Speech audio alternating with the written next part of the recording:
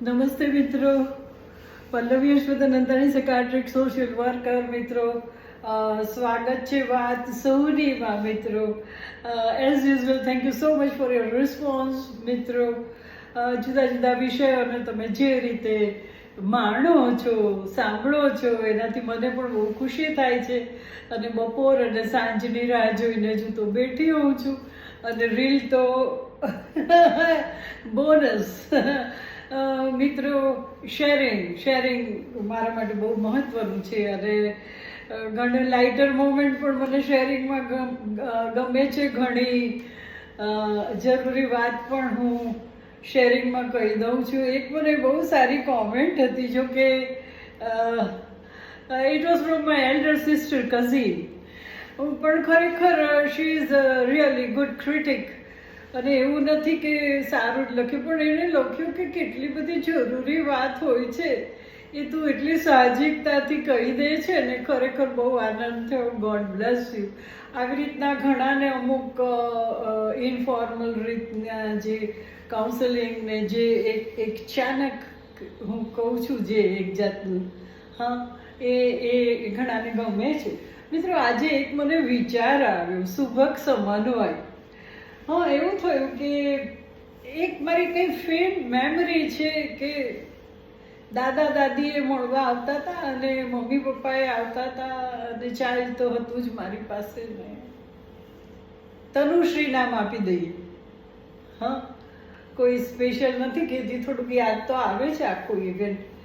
Tanushree very lovely એવી સરસ baby ડોલ જેવી છોકરી હતી ને બીજ 2-2.5 વર્ષની હતી. અને જોતામાં 3જા વર્ષમાં પ્રવેશ કરવાની હતી. પહેલા 2 વર્ષમાં તો નાની હતી, પણ 2.5 વર્ષ પછી તો બોલવા ચાલવાનું, બર્થડે બધું સમજતી થઈ ગઈ હતી. અને કેટલાય દિવસથી પોતાની જન્મદિવસ આવશે ને શું કરીશું ને એવી બધી વાત કાલી ગલી ભાષામાં કરતી હતી. અને બધાયને ગમતી હતી, ને બધાયને એટલી જ હોશ મિત્રો કે તનુશ્રીનો જન્મદિવસ આપણે આવી રીતે ઉજવીશું. દાદા દાદીને એની રીતે ગમે, મમ્મી પપ્પાને અમુક પ્લાનિંગ હતું, તનુશ્રી પોતાનું અમુક પ્લાનિંગ હતું, પપ્પાનું વળી અમુક બિઝનેસ વાઇઝ એ ટાઈપમાં પ્લાનિંગ હતું. બધાને એમ હતું કે તનુશ્રીનો જન્મદિવસ આપણે બહુ જ સારી રીતે ઉજવીએ મિત્રો. સોરી ફોર ઇન્ટરપ્ટ કરવા. શ્રાવણ સોમવારની અને આજે છેલ્લો સોમવાર, બધાને શુભેચ્છા મિત્રો. હું ભૂલી ગઈ. તો છેલ્લે યાદ કરીએ છીએ શંકર ભગવાનને. 2 મિનિટ. તો મિત્રો, બધાના મનમાં કંઈ ને કંઈ હતું, અને બધા છે ને તે ઇનફોર્મલ મળવા આવે ને તો અમારા લોકોની વાતચીત કરવાની રીત એવી હોય કે જાણે અમે ફ્રેન્ડ હોય ને એમ. કાઉન્સેલર ઓછા માને, ફ્રેન્ડ વધારેમાં. એમ કરીને બધા પોતાના દિલની વાત કે મારે તો આમ કરવું છે. માને એક મીઠો ઝઘડો ઘરમાં સાંજ પડે થતો હતો કે આપણે આમ કરીએ તો કે ના પપ્પા એમ નહીં, ના દાદા એમ નહીં, આવું બધું બહુ ચાલતું હતું. એમાંથી મારાથી કંઈક એવું કહેવાય ગયું કે બધાનું ચાલે એવું કરો ને. તનુશ્રી તો બધાની બહુ લાડકી છે. દિવસના તો 12 કલાક હોય છે. Why don't you divide it? કે બેન, એ વિચાર બહુ સારો. એ કંઈક મગજમાં ઉતરી ગયું, મારાથી એવું કહેવાય ગયું. મને તો કે બધાને આટલી હોશ છે તો બધાયનું મન રહે. તો સોરી. તો પછી છે ને તે હું એની વાત કરું. બહુ સરસ જન્મદિવસ થયો, એટલે જ મેં એનું સુભગ સમન્વય નામ આપ્યું. જન્મદિવસની વાત કરતા પહેલા હું એક વાત મિત્રો કહેવા માંગુ છું. કેટલા બધા નવી ઉજવણી થઈ છે, નવી વાનગીઓ થઈ છે, નવી જાતના કપડાં થયા છે. બધા ઠેર ઠેર સેલિબ્રેશન થયા છે. કેટલી બધી નવી શોધ થઈ છે. ઉજવણીના પ્રકાર બદલાયા છે, ઉજવણીમાં સરળતા થઈ છે, ઉજવણીમાં ક્રિએટિવિટી આવી છે. એવું દરેક રીતે આવી નવી વસ્તુ થઈ છે. તો મિત્રો, એક વાત હું તમને ચોક્કસ કહું કે નવી કેટલી બધી વસ્તુ શોધાણી છે. એ એક જાતની વિવેક બુદ્ધિથી તમે સારી રીતે વાપરો તો એમાં કોઈ વાંધો આવતો નથી. મેં ઘણી વાર મીડિયાની બધી વાત કરી છે, પણ આમાં લાગુ પડે છે એટલે કહું છું કે તમે કેવી રીતે how you accept it and how you use it. હા, તો મિત્રો કેવી રીતે તમે એને સ્વીકારો છો, ઉપયોગ કરો છો, એના ઉપર આધાર. તો નવું સ્વીકારતા જઈએ અને જૂનાની જેટલી વાત હોય એટલી યાદ રાખતા જઈએ, એને તર્ક સાથે સમજાવતા જઈએ, લોકોના ગળે ઉતારતા જઈએ. એમાં નવું જૂનું એવી કોઈ ભેદરેખા લીટી છે જ નહીં. અને we should not keep on telling કે અમારા વખતમાં તો લાડુ બનતા ને આહાર, પણ બે બધું કરો ને. અત્યારે ટ્રાન્ઝિશનલ પીરિયડ એવો ગાળો આવી ગયો છે ને કે મારાથી નાના હવે નવો જૂનો જમાનો બોલે છે. તો હું તો મિત્રો એમાં એવું છે કે દરેક નવી વસ્તુને આપણે સ્વીકારીએ, જૂની એમાં ઇન્ટ્રોડ્યુસ કરતા જઈએ, જૂનીને કન્વિન્સ કરવાની આપણી પાસે રીત હોવી જોઈએ, નવાથી આપણે કન્વિન્સ થવું જોઈએ, એના ભયસ્થાનો બતાડતા રહેવા જોઈએ, જૂનાની એક રટ હોય એમાંથી આપણે સહેજ બહાર નીકળવું જોઈએ.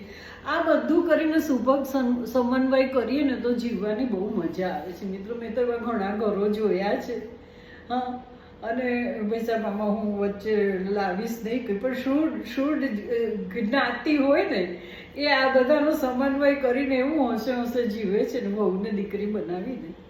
કોઈક જ ઘરમાં એવું હોય છે મિત્રો કે એક બેરિયર. એમાં તો હું રોજ કહું છું કે નેવર સ્ટોપ કોમ્યુનિકેશન. ક્યારેય દલીલ તમે વાતચીતને છોડો નહીં તો તમારો મત ક્યાંથી રજૂ થશે? તો આ મીઠું ડિસ્કશન થતું હતું, એમાંથી વળી મારા કાને આવ્યું, મેં કંઈક સજેસ્ટ કર્યું, એ લોકોએ તો પ્લાન જ કરી નાખ્યો. સો નવું ને જૂનું સુભગ સમન્વય હોવો જોઈએ મિત્રો. એમાં બે કોઈનો વિરોધ ન હોવો જોઈએ. એક આ બાજુ એક આ બાજુ, અમે ને તમે, અમારો ટાઈમ ને તમારો ટાઈમ, અમે આટલું દુઃખી થયા ને અમે સગડીમાં પેલું શું કહેવાય વાટ ને કંઈક કાકડી કંઈક જે કહેવાય એ મૂકીને ચલાવતા ને માંડ થાય. તમારે તો ફટ ગેસ ને તમારે તો રસોઈની માથાકૂટ જ ક્યાં છે, તોય તમારે રસોઈ ધીસ ઓલ આર આવું ચાલતું જ હોય છે.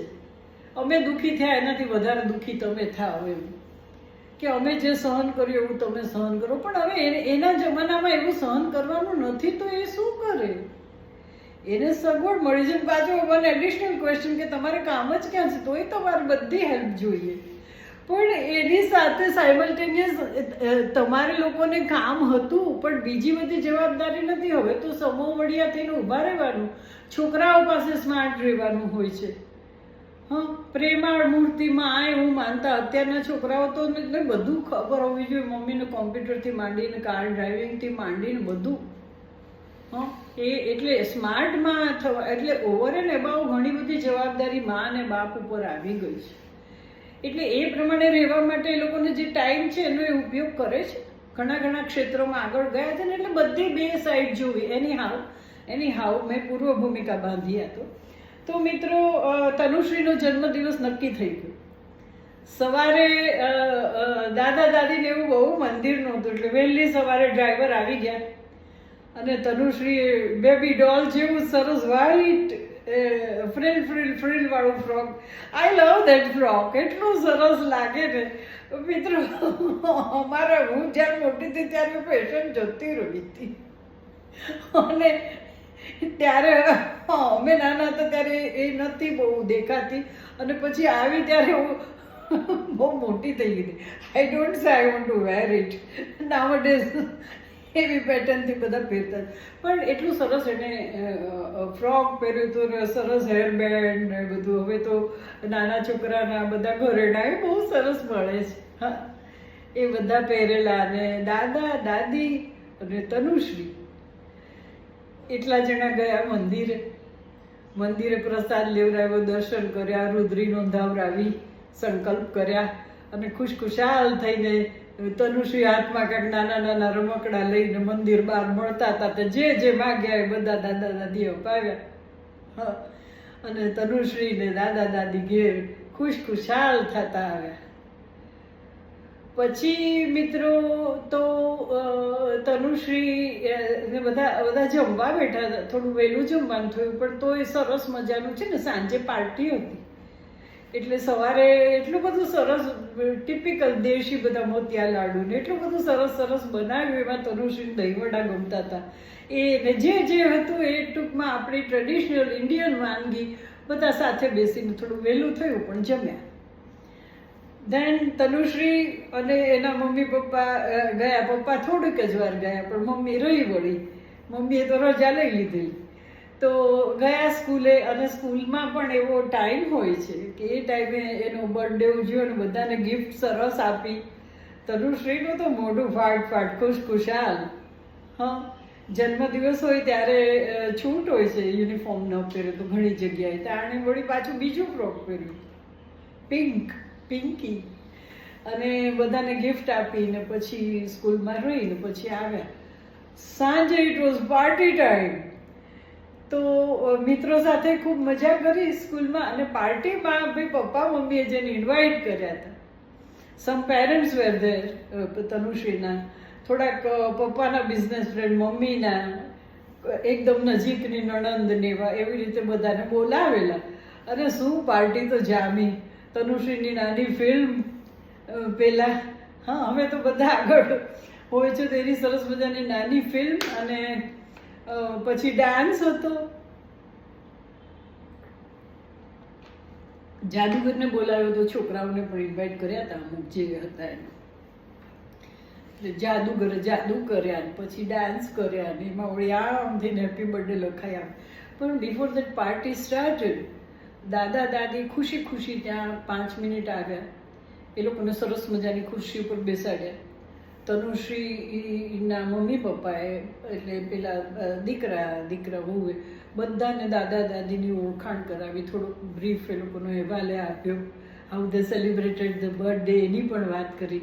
દાદા દાદીએ 2 વાક્ય બોલ્યા કે ભાઈ અમારે તો બહુ સરસ છે આ બધાને. અને પછી દાદા દાદીએ રજા લીધી. દાદા દાદીને જમવાનું એના રૂમમાં ગયું. હા, એને જે ભાવે એ પ્રકારનું. પાર્ટી તો થોડી ચાલી અને બસ બધા આવજો કરીને છૂટા પડ્યા મિત્રો. તો આમાં આ કેટલો સુભગ સમન્વય. જો તનુશ્રીના એજ ગ્રુપનું માન રહ્યું, દાદા દાદીના એજ ગ્રુપનું માન રહ્યું, મમ્મી પપ્પાના એજ ગ્રુપનું માન રહ્યું, અને ઓલ ઓવર પરંપરા પણ જળવાણી. હા, સંસ્કાર પણ એને મળ્યા. સાંજે પાર્ટીમાં પણ મજા આવી, જુદા જુદા કપડાં પહેરવાની મજા આવી. હા, દાદા દાદીએ કાંઈ મોઢું ચડાવેલું રૂમમાં ન ભરાઈ રહ્યા, આવ્યા, એડ્રેસ કર્યું, જરાક બધાને મળ્યા અને એન્જોય તો પાર્ટી કરીને એના રૂમમાં જતા રહ્યા. હા, એવું નથી કે અહીંયા ડોકું જ ના કઢાય. That's what I am telling, કે મોટા લોકો બેઠા હોય ત્યારે છોકરાઓએ ડોકું જ ન કઢાય એવું ના હોય. થોડીક વાર બેસી અંકલ આંટીની ઓળખાણ કરાવે, કંઈ કરાવે, અને પછી એ લોકો સમજીને જતા રહે. એવી રીતના દાદા દાદી આવી રીતના પાર્ટી હોય તો બધાને મળે હળે. હા, ઘણી વાર એવું હોય છે કે દાદા દાદી ડોન્ટ કમ, તો પાર્ટીવાળા બધા જઈને એને પ્રણામ તો કરી આવે જઈને. કેમ છો મમ્મી પપ્પા, એવું પૂછે. So this is a healthy thing. આમાં ક્યાંય લીટી ના દોરવી, આમ એવું ના હોય. હા, એ હંમેશા એકબીજામાં જેટલું શું કહેવાય, આત્મસાત તો ન કહેવાય, એકબીજામાં જેટલું ભળશે ને કલ્ચર, હા, ઉંમર વાઇઝ વિચારો, હા, એમ એટલું ખુશી વાતાવરણ બધું ખુશનુમા રહેશે. સો કોઈ પણ પ્રસંગ આપણે આવી રીતે કરી શકીએ મિત્રો. હા, પછી હવે બધા યંગસ્ટર એનો તોફાન કરે, પછી ઘણીવાર 3 ગ્રુપ પડી જાય છે. હા, કોઈક વાર બધા ઘેર ભેગા, કોઈક વાર એવું હલ્લા ગુલ્લા 30-35 જણા ઘેર ભેગા થયા હોય તો યંગસ્ટર્સ બધા એકમાં હોય, સાવ નાના, પછી મિડલ એજેડ એકમાં હોય ને બધા સેજ ઉંમર લાયક બધા હોય, સિનિયર સિટીઝન, બધાને પગ દુખતા હોય ને એ બધા એકમાં હોય, અને સરસ જમવાનું ને બધું ચાલતું છે. પાછા એકબીજાએ ભળે, ફોટો ફંક્શન ચાલતા હોય ને. એ હું કહું છું કે નવી વસ્તુ કાંઈ કોઈ ખરાબ નથી. હા, આપણું જે પરંપરા છે, એની પાછળનો તર્ક છે, એની પાછળની ખુશી છે, એની પાછળનો સંસ્કાર છે, એ બધું બરકરાર રહેવું જોઈએ. બસ બીજી વાત શું છે? હા, સો આપણે પણ આવું કંઈ હોય તો આ ચોક્કસ મગજમાં રાખીએ અને આવી રીતે ઉજવીએ. હા મિત્રો, ઘણાએ આવો વચલો રસ્તો કાઢ્યો હશે, પણ મને તનુશ્રી આજે એકદમ દેખાઈ અને એનું સેલિબ્રેશન અને what a healthy way to celebrate. બધાને મને બેબી ડોલ હતી, બધાને લાડકી હતી. હા, ગિફ્ટ ને રિટર્ન ગિફ્ટ ને તમારે આમ જોયા જેવું ને એની આખી જે ફિલ્મ બની. અને yes teacher I was not invited ને હું બધાની પાર્ટીમાં ત્યારે જતી નહીં, કાઉન્સિલર કે એઝ અ ટીચર મેં તો ઘણું કામ કર્યું, પણ વી ડોન્ટ એટલું બધું ભણતા નથી અમે. હા, થોડુંક એટલું બધું હોમલી નથી કરતા. જ્યારે કાઉન્સેલિંગ કરીએ ત્યારે એવું જ લાગે કે આ બેન આપણા ઘરના જ છે, પણ it is good to keep. પણ દે ન્યુ ઇટ કે બેનને કહી જોઈએ બેન આવશે નહીં, પણ દે નેક્સ્ટ ડે દે કેમ વિથ અ વિડીયો મને મોકલી જ. એવું સરસ એમાં સેલિબ્રેશન હતું, સચ એ કલરફુલ. અરે નીચે લખ્યું હતું થેન્ક્સ મેડમ અમને આ આઈડિયા આપ્યો એટલે. સો મિત્રો, ટેક રેસ્ટ. આજે શ્રાવણ મહિનાનો સોમવાર, આજે છેલ્લો શ્રાવણ મહિનો ચાલુ છે, પણ એક શંકર ભગવાનને થોડુંક 2 જ સેકન્ડ યાદ કરી લઈએ. મને ખબર નથી પીચ મારી કેવી જશે. હો શંભો શિવ શંભો સ્વયંભો, હો શંભો શિવ શંભો સ્વયંભો, ભો શંભો શિવ શંભો સ્વયંભો, ભો શંભો શિવ શંભો સ્વયંભો, ભો શંભો શિવ શંભો સ્વયંભો, ભો શંભો શિવ શંભો સ્વયંભો, શિવ શંભો સ્વયંભો, શિવ શંભો સ્વયંભો, શિવ શંભો સ્વયંભો. તો આ શંકર ભગવાન આપણી સાથે જ રહે. હા, આપણા પથદર્શક બને મિત્રો. હા, અને આ મહિનો તો આપણે એને યાદ કરીએ, પણ મહિનાઓ યાદ કરીએ મિત્રો. હા, અને તહેવારો આવે છે એકદમ ઝડપથી ને જાય છે એકદમ ઝડપથી મિત્રો. ક્યારે દિવાળી ને દેવ દિવાળી આવી જશે ને ખબર જ નહીં પડે, અને એમાં આપણે પરોવાઈ જશું એક પછી એકમાં. તહેવાર તો મિત્રો it's a kind of pause. હા, એ એક જાતની નવીનતા છે, એક જાતનું ધ હોલ ફેમિલીને જે ગમતી કોઈ વસ્તુ હોય તો આ બધા તહેવાર જ છે. People forget everything. જ્યારે તહેવારનો દિવસ હોય ને ત્યારે મમ્મી પણ એવા સરસ આમ સાડી પહેરીને આમ એકાદું ઘરેણું પહેરીને તૈયાર. ઓલ આર રિસ્પેક્ટિંગ તહેવારને. સો એન્જોય ઓલ ધ ફેસ્ટિવલ. કોઈ પણ હોય મિત્રો, ગણેશ ચતુર્થી હોય, જૈનનો તહેવાર હોય, વોટ એવર. અત્યારે તો મને એ દેખાય છે 1-2. તો બધાને મારી ખાસ શુભેચ્છા છે મિત્રો. Love you.